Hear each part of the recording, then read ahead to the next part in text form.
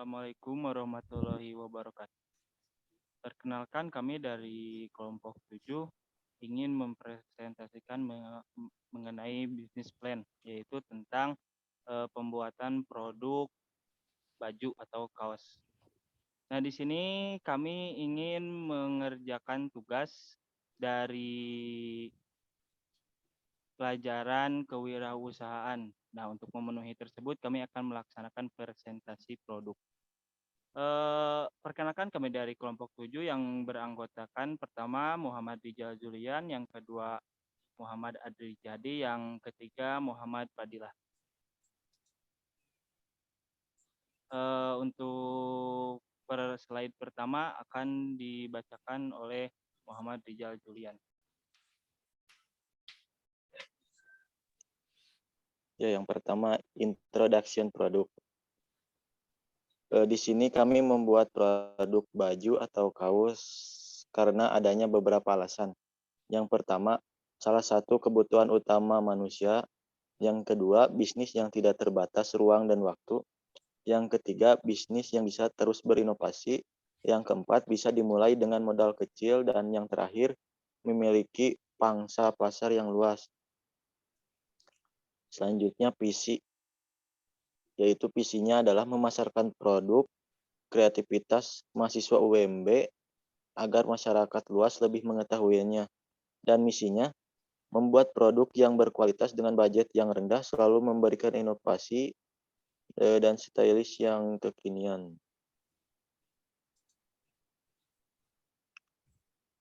Selanjutnya, latar belakang produk. Yang pertama, sejarah. Sejarah terbentuk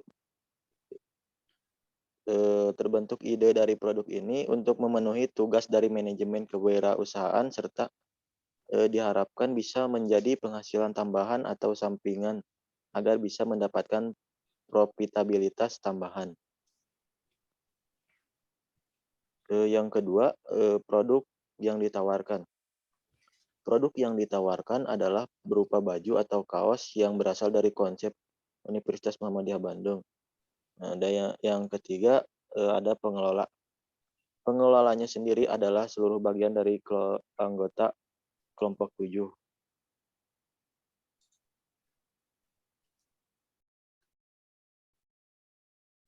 Untuk strategi operasi merupakan perencanaan suatu barang dan jasa agar tidak memaksimalkan tujuan operasi yang membuat produk dengan biaya operasi seminimal mungkin. Agar tujuan itu efektif dan terrealisasi, kami memiliki beberapa landasan, yaitu yang satu, misi memberikan produk yang berkualitas terjangkau dan stylish. Yang kedua, diferensiasi agar produk kami memberikan pelayanan lebih. Kami memberi bonus stiker dan pelayanan yang ramah, cepat, dan sopan. Tidak hanya itu, barang kami kemas dengan rapi. Yang ketiga, low cost, yaitu negosiasi yang baik dengan stakeholders dengan mengurangi biaya distribusi. Selanjutnya, membuat strategi. Setelah memiliki landasan untuk strategi operasi, maka tahap selanjutnya adalah membuat strategi dengan beberapa tahapan. Yang ke-1, membangun keunggulan kompetitif. Dengan membangun kinerja yang jauh lebih tinggi dan unggul dibandingkan kompetitor dalam industri sejenis melalui karakteristik dan sumber daya yang dikelola secara maksimal. Yang kedua, fleksibilitas. Agar lebih efektif dan efisien, kita juga harus bisa fleksibel dengan kondisi yang sedang dialami. Yang ketiga, desain dan volume. Memberikan desain yang bagus dan stylish dan volume yang sedikit agar tidak ada kesan rasa bosan kepada konsumen. Yang keempat, delivery. Untuk memastikan barang aman, pihak kami sendiri yang mengantarkannya. Yang kelima, lini produk. Untuk lini produk, kami masih akan terus fokus di bagian kaos atau pakaian agar bisa mempelajari, membuat evaluasi, dan memberikan inovasi ke depannya.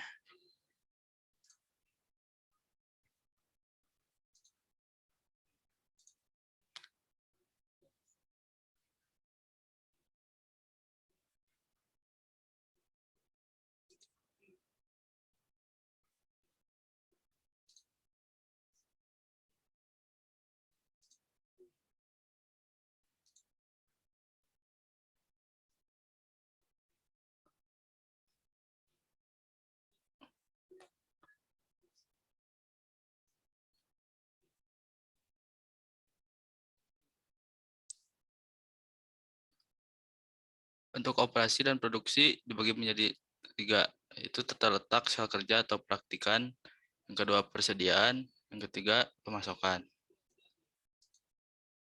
Yang keempat, penjadwalan produksi stabil, yang kelima perbaikan dan evaluasi pengembangan, keenam pengembangan.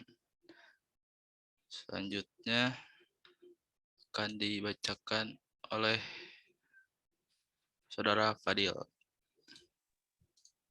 Baik, selanjutnya yaitu rencana kami setelah 1 tahun ke depan. Yang pertama yaitu setelah 1 tahun ke depan kami ingin memaksimalkan penjualan kepada para target kami, yakni mahasiswa Universitas Muhammadiyah Bandung menjadi 80% dan memperbesar arus kas menjadi 60% agar lini produk bisa lebih dilebarkan dan dipanjangkan, mengurangi pengambilan profit dan membuat kas kecil sebesar 10% dari omset. Next. Terus yang sekarang masuk ke bagian marketing. Sebelum melakukan marketing, kita harus menganalisis terlebih dahulu market target yang akan kita gunakan. Yang pertama yaitu target pasar dan karakteristik. Sebelum memasarkan, kita juga harus memilih target pasar yang benar untuk target pasar kita. Di sini kami memilih mahasiswa Universitas Muhammadiyah Bandung dan masyarakat sekitar untuk menjadi target pasar. Setelah itu kita harus mengetahui karakteristik dari mahasiswa tersebut agar produk kita bisa diterima. Seperti mahasiswa memiliki kecenderungan untuk memiliki barang yang bagus namun dengan harga yang relatif murah. Maka karena itu kita harus bisa memberikan ekspektasi seperti mereka agar mereka bisa menerima produk kita. Yang kedua adalah potensi dan prospek.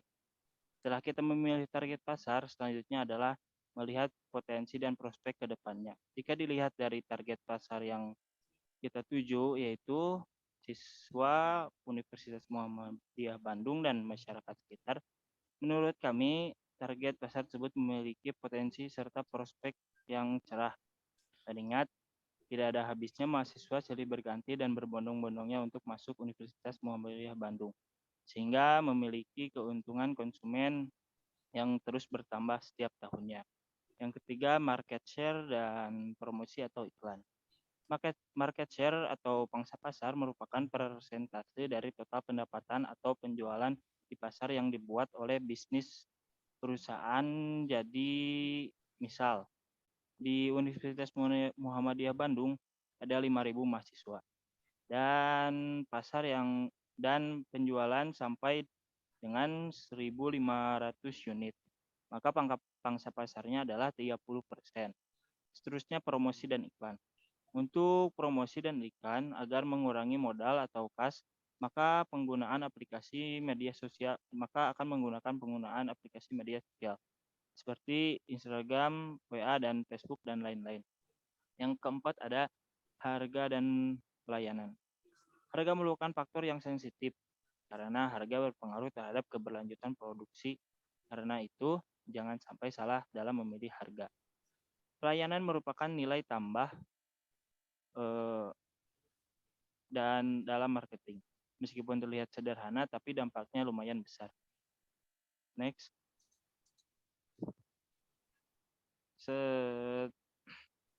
Setelah menganalisis, maka selanjutnya adalah membuat strategi marketing.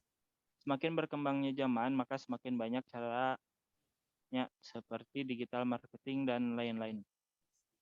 Dari sekian banyak cara, kami hanya mengambil beberapa saja yang efektif digunakan di marketplace kami, yaitu pertama online shop seperti Lazada, Shopee, dan lain-lain. Yang kedua dengan menggunakan sosial media. Sosial media merupakan tempat yang tepat untuk memasarkan karena jaringannya yang luas dan dapat diakses dengan mudah seperti Instagram, Facebook, TikTok, dan lain-lain. Dan yang terakhir yaitu dengan event. Jika dua cara di atas menggunakan digital marketing, yang satu ini berbeda, yaitu dengan berinteraksi dengan konsumen secara langsung. Next. Selanjutnya definisi produk. Produk kami memiliki kelebihan dibandingkan kami memiliki kelebihan di bagian harga yang terjangkau dan kualitas yang lumayan bagus, serta desain berdasarkan perkembangan zaman. Next. Dan yang terakhir ada rencana kerja. Dalam melakukan suatu kegiatan, organisasi memerlukan suatu acuan untuk mengatur dan mengontrol semua aktivitas yang terjadi pada perusahaan tersebut. Oleh karena itu, hendaknya kita memiliki rencana kerja yang struktur dengan baik. Untuk menunjang kelancaran operasional di dalam perusahaan tersebut, berikut merupakan rencana kerja kelompok kami. Yang pertama yaitu place atau tempat. Sebelum kita memulai produksi, maka kita harus memilih tempat tersebut terlebih dahulu. Tempat yang strategis merupakan keuntungan dalam proses produksi dalam rencana kerja karena dapat mengurangi biaya distribusi. Dan seterusnya yaitu bahan baku. Sebelum memulai proses produksi tentunya kita perlu membeli terlebih dahulu bahan bakunya tersebut. Dalam proses kami akan membeli bahan baku berupa kaos polos dengan unit yang dibutuhkan. Yang ketiga, setelah pemilihan tempat dan pembelian bahan baku, maka proses bisa dilakukan. Dalam proses ini kami melakukan desain dan penyablonan. Dan yang terakhir yaitu pengemasan. Pengemasan atau packing merupakan proses akhir dari rencana kerja kami. Dengan pengemasan yang simpel dan rapih, maka akan kita tidak perlu memerlukan biaya yang banyak. Setelah itu maka terbentuklah produk yang siap untuk dipasarkan. Mungkin sekian dari presentasi kelompok kami, semoga bermanfaat. Saya tutup dengan bacaan alhamdulillah, Alhamdulillah.